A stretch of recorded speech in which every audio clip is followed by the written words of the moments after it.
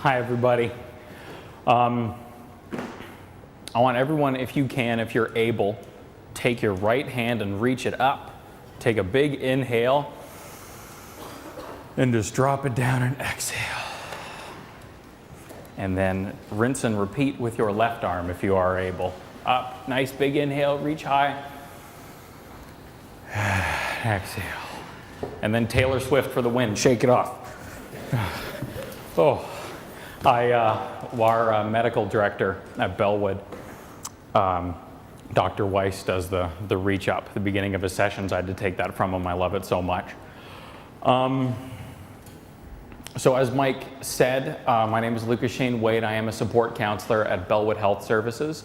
I've been involved with them for over 6 years now in the capacities of a support counselor, a volunteer before that, and a patient before that.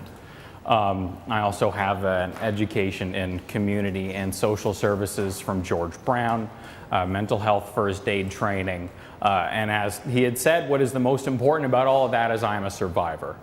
And that's, I can't have my education, I can't have my job, I can't have the ability to stand here and talk to you and share with you if I were not a survivor, first and foremost.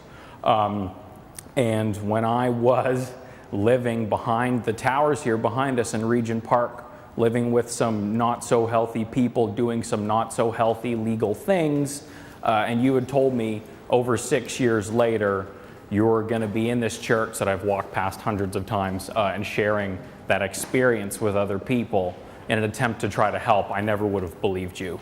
Like, I never would have believed that that was possible. There's a lot of things that I would love to try to cover, which would be impossible,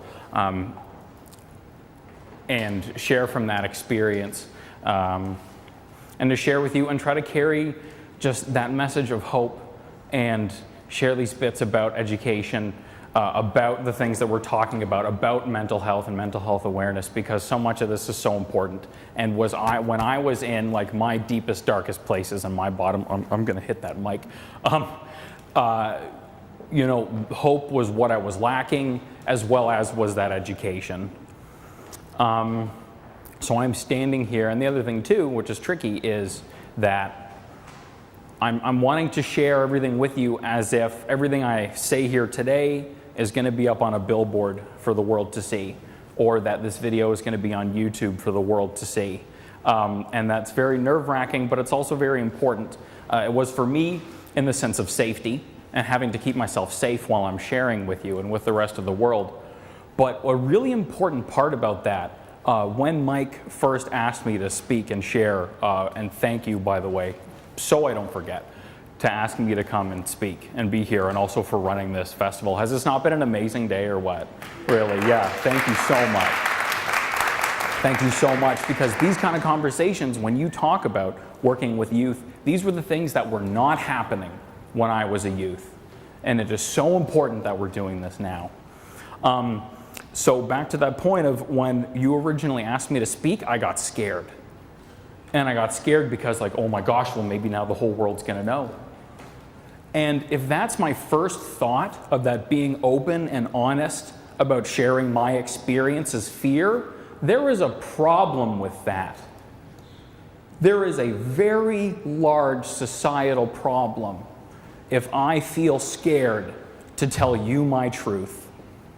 If I am scared to be honest and to be vulnerable. Because those were the things that were told to me when I was from a very little age. Don't talk about it. Sweep it under the rug. You can't tell people what happens at home. This didn't happen to you. And then on top of that, my experience from that male pressure and perspective of do not cry, men don't cry. You don't talk about being vulnerable and about being scared and feeling these emotions. But for whatever reason, anger is the acceptable male emotion. So, oh yeah, anger all over the place. Yeah, go get mad. That's cool, that's what men do. But be vulnerable and talk, don't even think about it, right? Those were huge issues for me, and they were big contributors to going down the path that I did. I mentioned to you that I'm a survivor. I'm a survivor of suicide. I'm a survivor of PTSD. I'm a survivor of depression. And I'm a survivor of addiction. And I stand here in front of you over 6 years clean and sober today. Right? Amen. Oh my God. And if it wasn't for all the help that I have got from community, from so many people, there's no way that I would be alive and standing here and talking to you. And that's not an exaggeration. I know that for myself. And that's why stuff like this and that word community is so important to me. It is so important. And that holistic approach, you know, like growing off of that, that African proverb of it takes a village to raise a child. Oh man, it took a village to raise me. Man, was I a handful. And it still need that help to this day. Oh my gosh, right? Here. And a community to keep the parents sane is the next part. Yep, totally. You know what, I'm gonna draw on that and I may need you to help bring me back. I just want to quick share a few things of me and my story and then reflect on those and that experience. So growing up at different times, both me, my mother and my father all experienced alcoholism at a different point in our life. And as a result of that, we all experienced a lot of abuse and a lot of trauma. And so that was kind of like my intro to the world in a lot of ways. And I was very scared. I was always very scared growing up. But like I said, don't talk about it. Happens at home, it stays at home. And so between that, don't talk about it. Stuff your feelings, shut them down, excluding anger. Let's just say I got into trouble having angry outbursts because that was the one that was allowed, while everything else was trying to scream to come out of me. And it wasn't allowed to come out except for that anger, so I got into contact sports because you're allowed to hit people in hockey and football and boxing, so oh my God, did I live off of that. And it was a very tough spot for me to be too, because one of the core values of me as a human being is God forbid I hurt somebody. Genuinely. You know, so it wasn't out of that, I'm gonna be angry, hit you, yeah, I feel good. It's just like, this has to come out, this has to go somewhere. Because these feelings are eating me alive, they're not allowed to come out. I don't know what to do with them. I'm allowed to get them out here on the field or on the ice, so I'm gonna do that. And then when I found substance that would work to numb and shut them down, oh man, could I not get enough. Right? And that's what I was so scared about. But if you tell me that substance, drink, use, whatever, a drug is a drug is a drug, that it's gonna turn the noise off, oh man, I want as much as you got. Or it's gonna make that fear go away. How much do you need, man? Seriously, because I couldn't find any other way to healthily get it out. I wasn't taught any healthy communication skills. I was taught that how I felt was not okay. How I identified was not okay. So therefore, where's your coping tools? What do you do? Just numb and compress. That was it for me. For those years until I came into recovery, and what brought me into recovery was surviving suicide. It's a miracle. It's an absolute miracle. I medically should very not be here right now. It's amazing that I am. And I use the words tried suicide, survived to a suicide, or if people died by suicide. We've talked about this word. I do not use the words attempted or committed because those come from the criminal system. You attempt suicide or commit suicide. You attempt murder and commit murder or something. It's like, you know what? I am not a criminal because I felt so low. You know, I am not a criminal. I'm not breaking the law via how much pain I felt. You know, those are words that I didn't identify with. And please take everything I say with a grain of salt. This is just my story and where I'm coming from. So those are very important things to me. And when I did come into recovery, that's when I finally learned through having real conversations like this, what was wrong. What was wrong, where I was sick, what I needed help with, and where were things that could be fixed. What could we work on, talk about? You know, I was 23 in the hospital and like, okay, well, you know, we think you have experienced a lot of trauma. and you have the disease of addiction, and we think you should go get help. I was like, cool, where do I go? What do I do? Like, I would believe whatever you told me at that point because I was so lost. And I hadn't had these talks, and I needed any kind of direction I could get to get that help.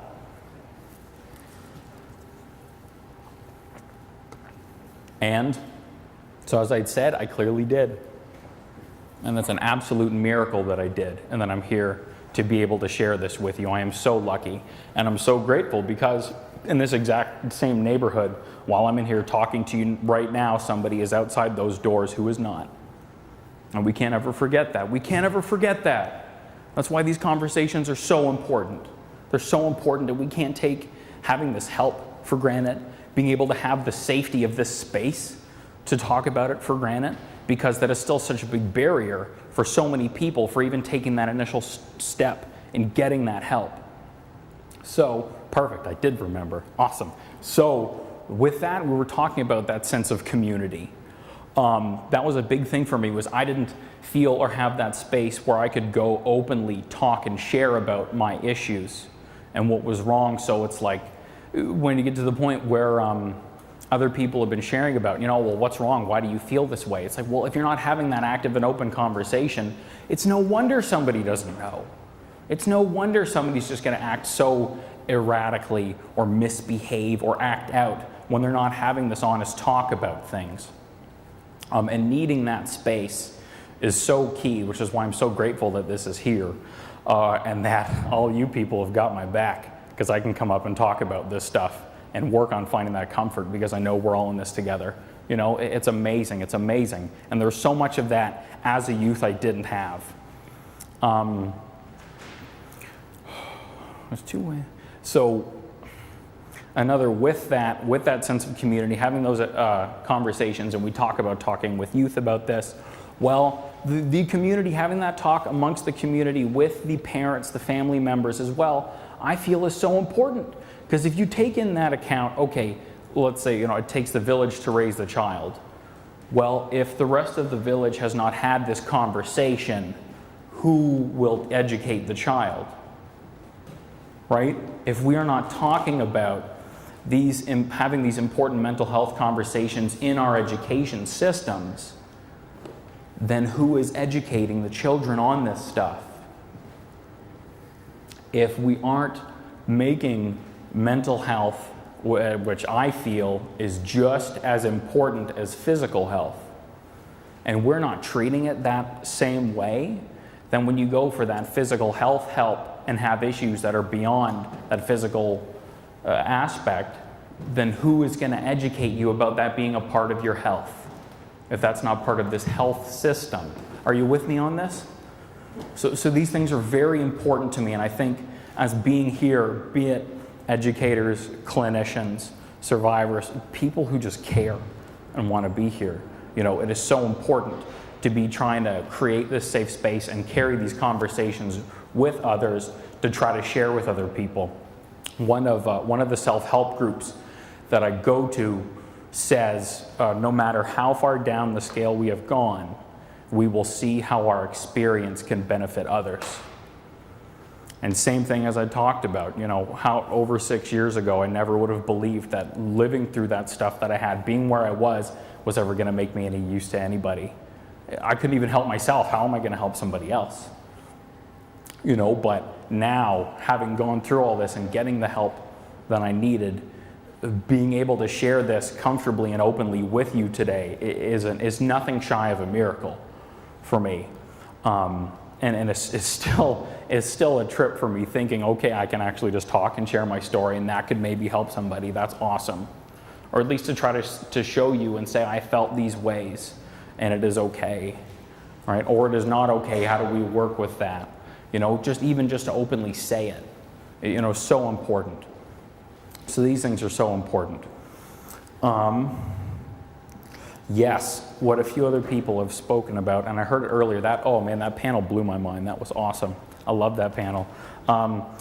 Something that really popped up to me is the words that came out for me were the concept of practice what you preach. Very much so. It's, how when you're on a plane and they say, if the oxygen masks drop, you got to put yours on first before you can help somebody else. Well, that's very much an important thing for me too, is if I have that in me and want to try to help somebody someday, and now that I can, I got to make sure I'm helping me first. I got to take care of these things first and then share them with somebody. You know, we're talking like doing like those physical ways of taking care of you. You know, I'm sure you do that and then show others how to do it as well. It's like so much of that, for me, I think is very important. I kind of went off a little bit there. Yeah, and then last was talking about that family aspect, and I know I'm already out of time. So just quickly, with family, what was so important for us in our experience was, and I love my family, and we have talked so much about so much stuff, and it's unbelievable. But an important part for us was we needed, each of us needing that, I'll use me and my parents for that example, needing our individual help separately, because so much of our issues were intertwined, and we needed to be able to take that break and work on our stuff individually so that we could then come back together and share afterwards, you know what I mean, and then work on things from there. Having that individual help within us, and my parents did it too. God love them, they stepped up. They're like, you know, my son has these issues, how do we help him, how do we help ourselves? They stepped up and did that. That's amazing, and I think that is so important for so many people to do. So I will be around afterwards. If anybody wants to talk, please feel free to come and say hi. Thank you so much for listening and for being here. And thank you again, Mike, for having such a great event. All right, can we give him one more round of applause? Thank you so much.